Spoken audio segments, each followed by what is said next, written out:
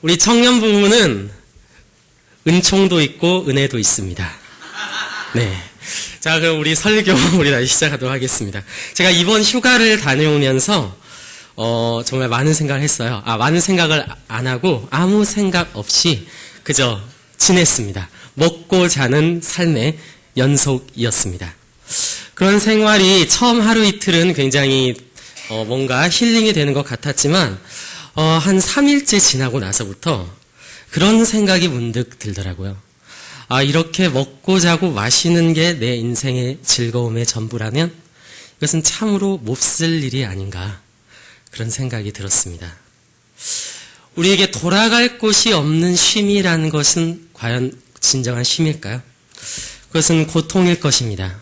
우리가 IMF 때 많은 실직자들이 공원에서 시간을 보냈습니다.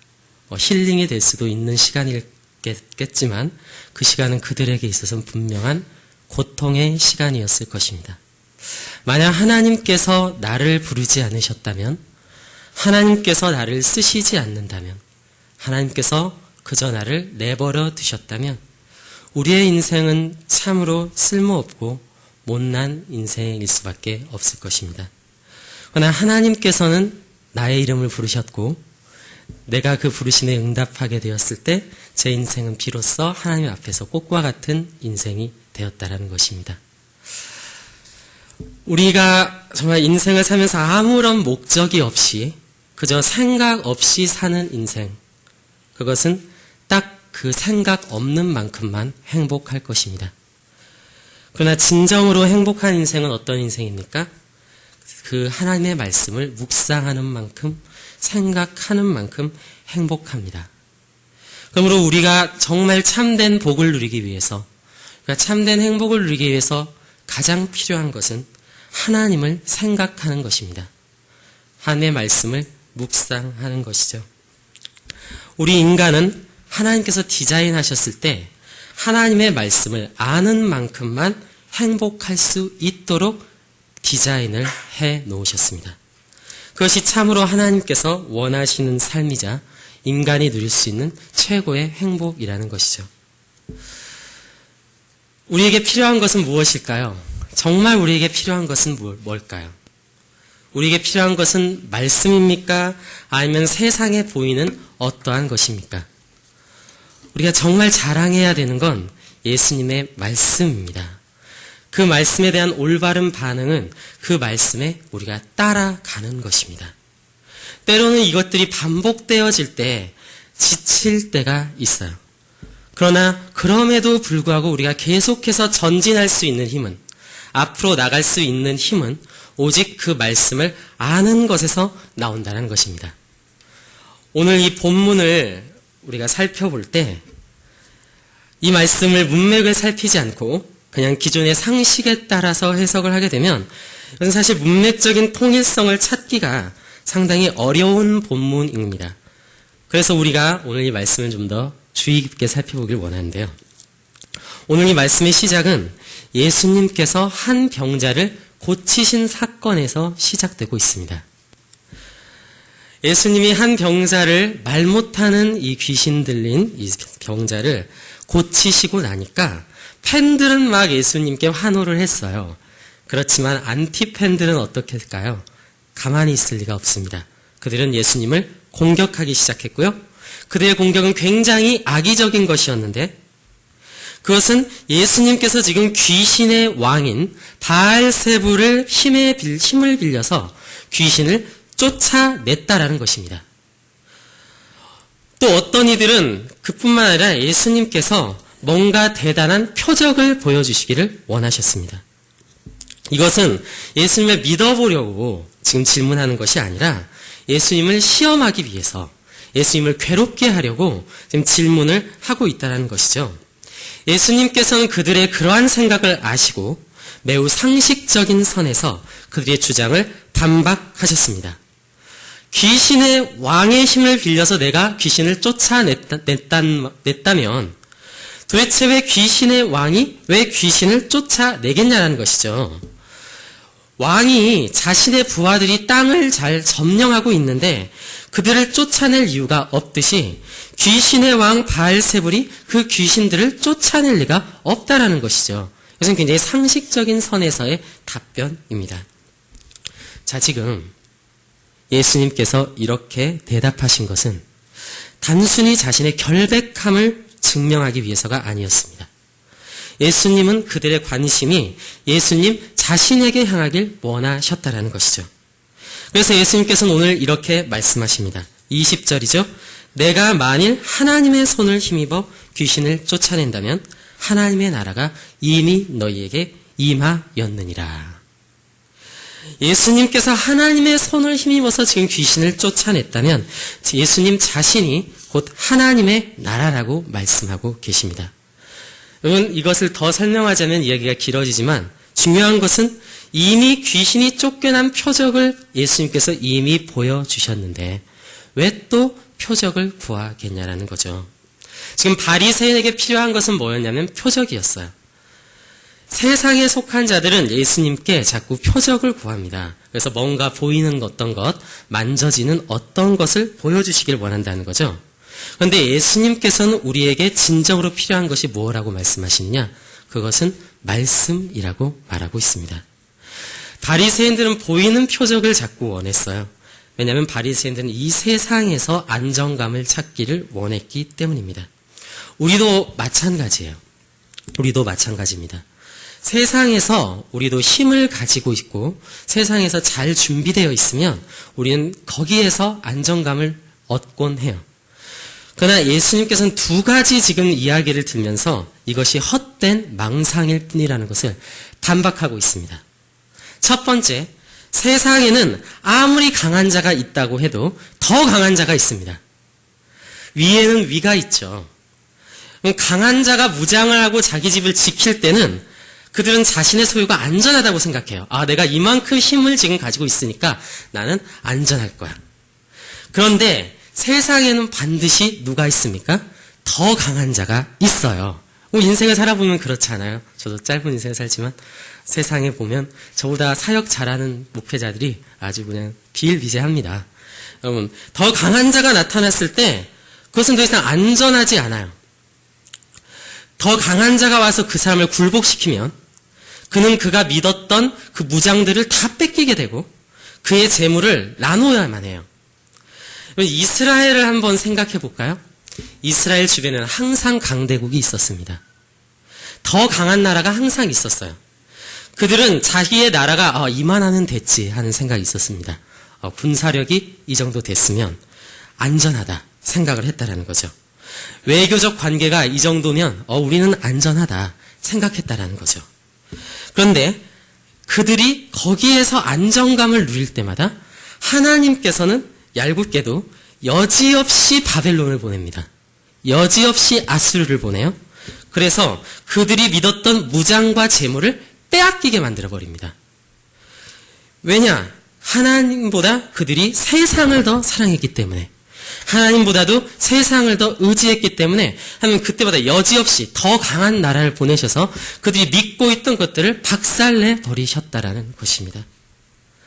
우리 인생도 마찬가지예요.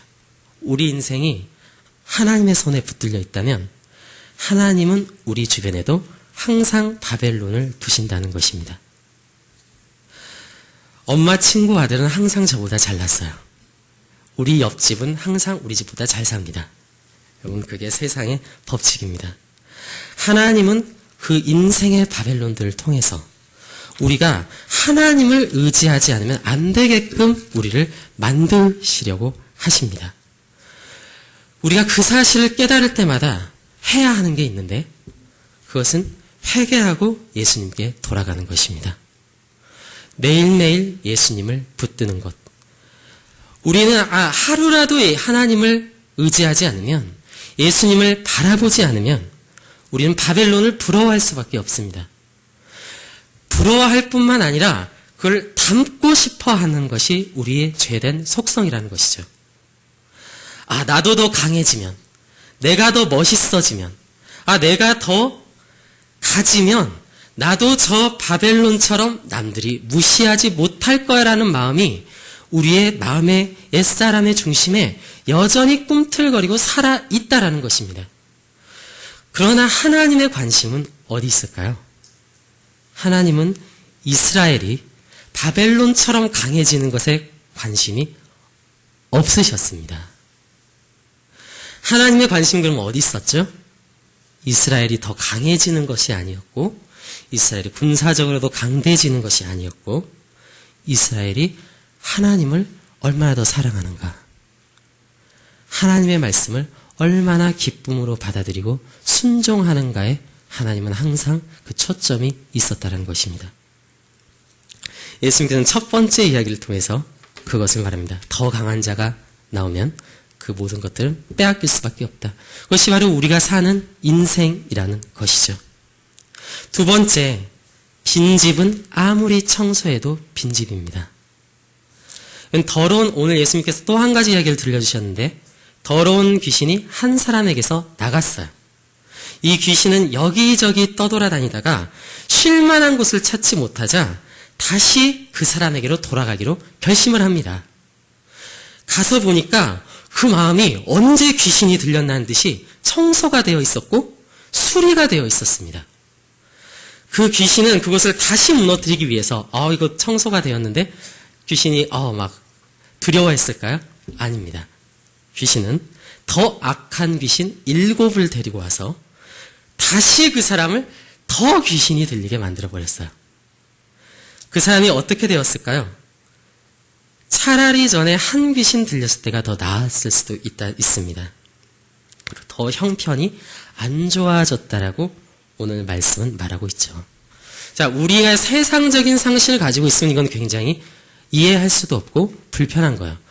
왜 내가 강하게 준비를 했는데 왜 더 강한 자가 와서 이걸 뺏기는지, 내가 왜 열심히 청소를 했는데 더 악한 귀신이 들어오는지, 우리가 이 진리를 알지 못하면 이게 도대체 왜 이런 원리가 되는지 이해를 할 수가 없습니다. 참 분명합니다.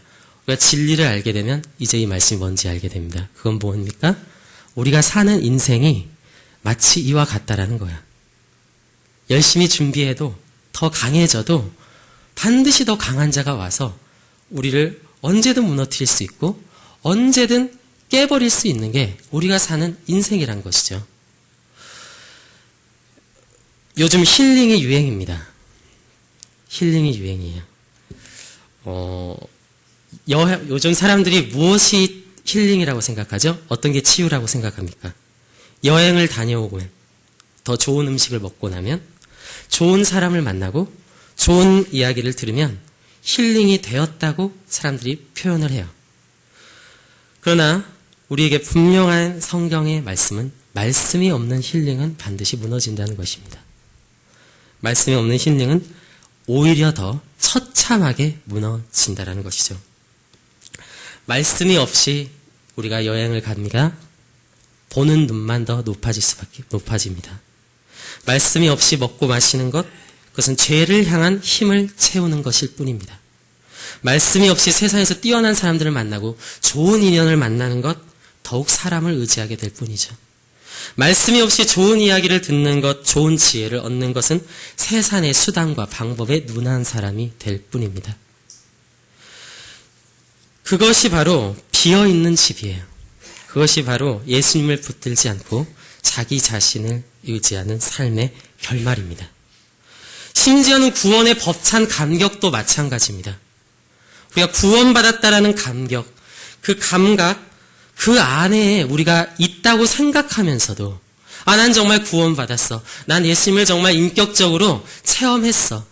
라고 말하면서도 그 안에 말씀으로 채워지지 않는다면, 하나님으로 채워지지 않고 성령 충만하지 않는다면 차라리 구원받았다는 감격을 받지 못한 인생이 더 나을 수도 있다는 것 여러분 아십니까? 사탄은 불신자보다도 더 좋아하는 사람이 있는데 사탄은 말씀이 없는 신자를 매우 사랑합니다.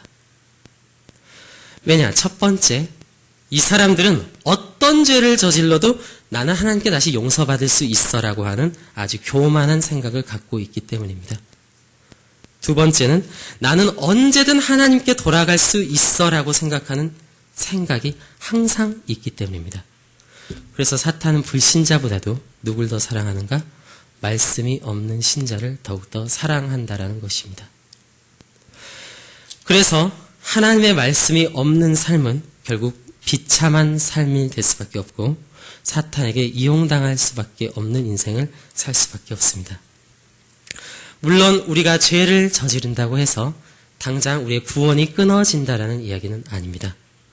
부모님께 불효한다고 해서 부모 자식 간의 관계가 끊어지는 법은 없습니다. 우리가 하나님의 말씀에 당장 순종하지 않는다고 해서 그것이 구원의 문제를 좌지우지하는 것은 아닐 것입니다. 그러나 후에 우리가 인생을 돌이키게 되었을 때 만약에 우리가 그런 인생을 살아가게 된다면 그것은 얼마나 후회뿐인 인생일지를 여러분 생각해 보십시오. 그때 조금 더 잘해볼 걸, 그때 내 그 시간에 좀 더 잘해볼 걸 말한다 해도 이미 그 시간은 돌이킬 수 없다라는 것입니다. 인생은 한 번뿐이고 그 시간은 다시는 돌아오지 않습니다.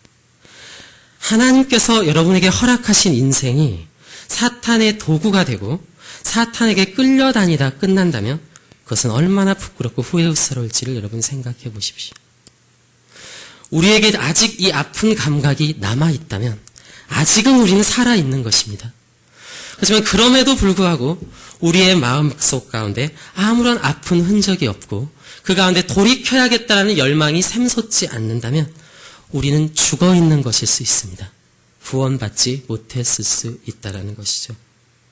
우리는 심각하게 자기 자신에게 질문해야 합니다. 나는 산 자인가 죽은 자인가? 스스로 항상 말씀 안에서 물어야 한다는 것이죠.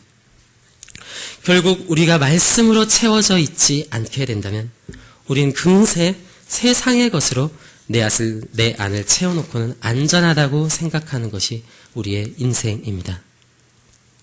그러나 참된 신자의 자세는 어떤 것이죠? 항상 나의 부족함을 알고 계속해서 말씀으로 채우려고 하는 것, 바로 그것이 참된 신자의 자세이라는 것입니다. 예수님의 이 말씀을 듣고 한 여인이 외쳤습니다. 당신같이 뛰어난 자를 낳고 젖먹인 자는 참으로 복이 있다. 그러나 예수님께서는 거기에 대해서 말씀하십니다. 그러한 것보다 더 중요한 것이 있다. 그런 외적인 것들, 그런 명예보다 더 중요한 것이 있다. 예수님 그것은 말씀하십니다. 그것은 무엇이었죠? 예수님의 말씀을 듣고 따르는 것이었습니다. 우리에게 진짜 중요한 것은 뭡니까? 우리에게 있는 어떠한 세상적인 표적입니까? 아니면 하나님께서 내게 주시는 어떠한 세상적인 권력이나 물질입니까? 우리에게 정말 중요한 것은 하나님의 말씀입니다. 우리가 하나님의 사랑을 어디에서 확인해야 될까요? 하나님의 살아계심을 어디에서 확인할 수 있을까요? 이 세상에서 잘되고 못되는 것으로 하나님의 사랑을 우리가 확인할 수 있을까요? 그것은 그렇지 않습니다. 예수님은 두 가지 이야기를 통해서 지금 표적을 구하고 있는 유대인들에게 그들을 꾸짖고 있습니다. 첫 번째는 요나입니다. 니느웨 사람들에게 요나가 가서 전도를 했을 때 그들이 듣고 회개하고 하나님을 다시 믿기로 결정했습니다. 니느웨 사람들은 원래 하나님을 모르던 사람들이었습니다. 그런데 선지자 요나가 그들에게 말씀을 전했을 때 그들은 회개하고 주님께 돌아왔습니다.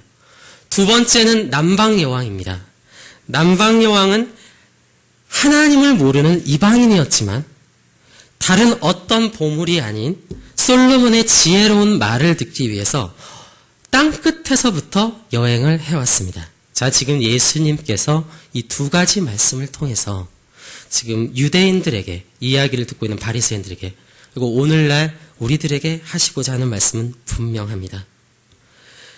니느웨 사람들은 요나가 전한 말씀을 듣고 회개를 했고 남방여왕도 솔로몬의 지혜의 말을 듣기 위해서 땅끝에서부터 나왔는데 왜 너희는 살아계신 예수 그리스도의 말씀을 지금 듣고 있음에도 불구하고 여전히 표적을 구하고 전혀 회개하거나 변화되려는 생각을 가지지 않느냐는 것이죠.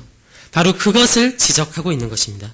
지금 요나보다 큰 이가 여기 있는데 솔로몬보다 큰 예수님이 바로 지금 눈앞에 계신데 왜 너희는 그 말씀에 귀 기울이지 않는다는 것이죠. 이방인들도 요나의 말을 듣고 되돌렸는데 이방인들도 솔로몬 그 지혜의 말을 듣기 위해서 땅끝에서 나왔는데 왜 너희는 하나님의 말씀에 귀를 기울이지 않느냐라는 것이죠.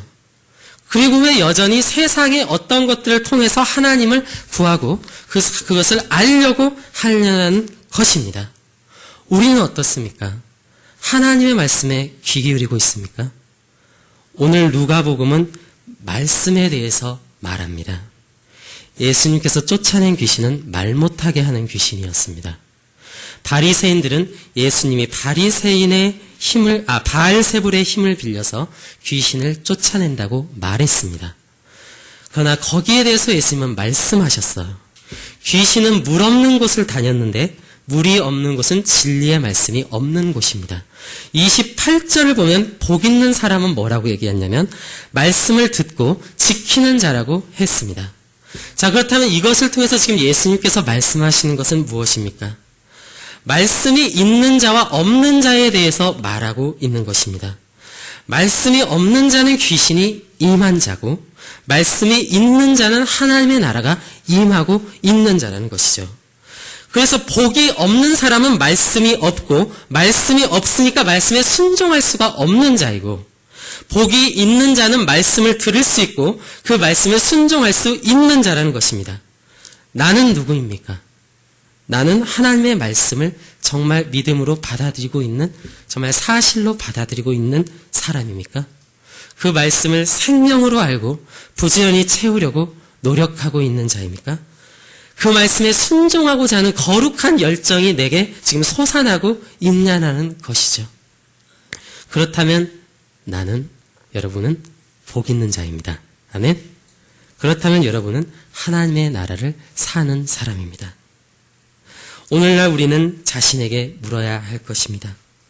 내 관심은 지금 어디에 있을까요? 그 말씀에 있을까요? 아니면 세상의 어떤 것에 있을까요? 하나님의 사랑을 우린 지금 어디에서 확인하고 싶어 할까요? 하나님이 내게 건강을 주시고 복을 주시면 하나님이 나를 사랑하는 것입니까? 아니면 말씀을 들려주시면 나를 사랑하시는 것입니까? 우리는 어디에서 그것을 확인해야 할 것입니까? 오늘 하나님은 말합니다. 이방인들도 말씀을 듣고 하나님께 돌아왔다. 어떤 기적을 보고 돌아온 게 아니고 어떠한 하나님께서 세상적인 복을 주셔서 돌아온 게 아니고 그들은 말씀을 듣기 위해서 땅끝에서부터 왔다. 그렇다면 우리는 어떤 자리에 있어야 할까요? 우리도 그 자리에 있어야 할 것입니다. 그것이 은혜를 유지하는 삶의 비결입니다. 오늘 저는 여러분들에게 그것을 말하고 있습니다. 세상에 속한 곳에 우리가 관심을 쏟고 거기에서 안정감을 누리는 것은 얼마나 위험한 일일까요? 우리가 정말 말씀을 위해서 얼마나 시간을 쓰는지 스스로 물어야 할 것입니다. 내 안에 얼마나 지금 채워져 있는지를 물어야 합니다.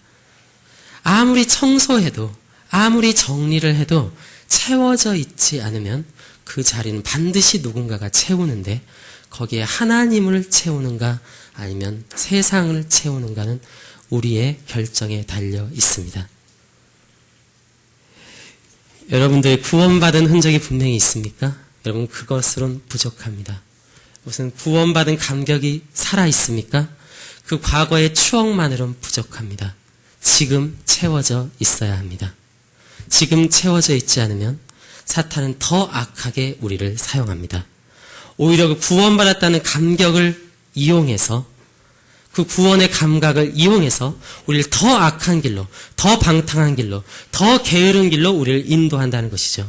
세상 사람들은 죄악이 통해서 받을 벌이 두려워서라도 죄를 행하지 않는데 크리스찬에도 불구하고도 말씀이 없으면 우리는 그 죄악에 끌려다니고 하나님께서 나를 어떠한 죄악 가운데서 구원하실 거라는 그 감각 때문에 더 끌려다니고 더 악해진다는 것을 여러분 기억하시기 바랍니다.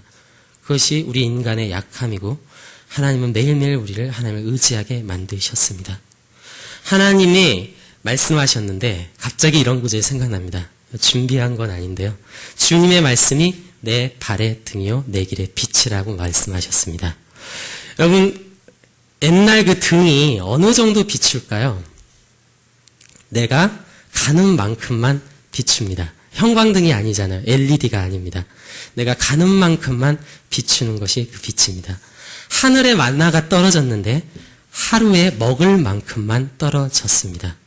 이것이 지금 말하는 건 뭔지 아십니까?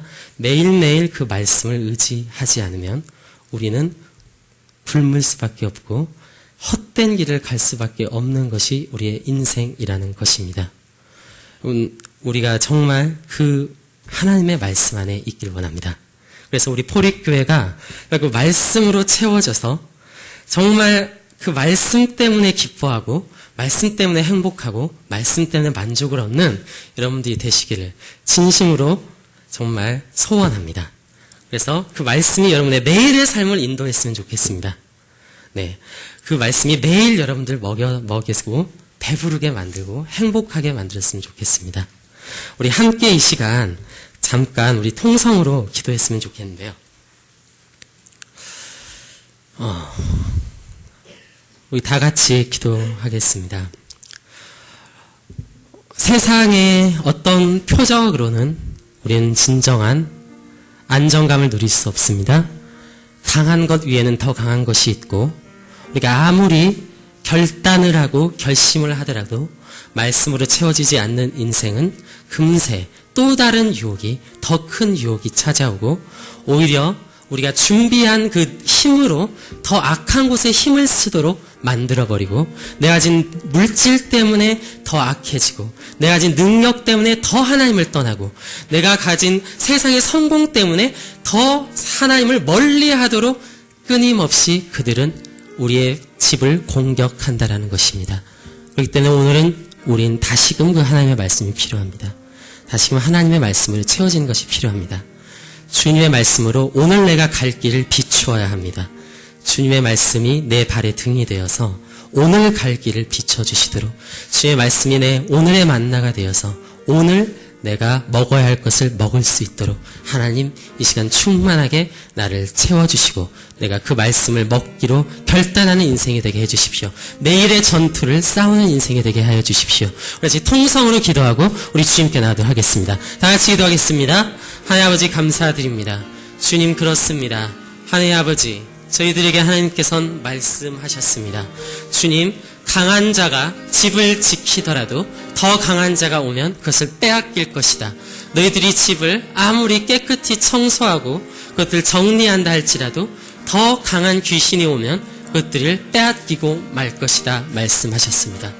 주님 세상에선 우리는 세상의 표적의 안에서 믿음을 발견하려 하고 세상에서 하나님을 발견하려 하지만 그 모든 것들은 헛된 시도에 불가능하고 허망한 것에 불과하다는 것을 알게 하여 주시고 주님 우리가 하나님을 알 수 있고 하나님을 발견하고 그 하나님을 정말 깨달을 수 있는 것은 오직 주님의 말씀으로 내가 오늘을 채우는 것뿐이라는 것을 알게 하여 주시옵소서.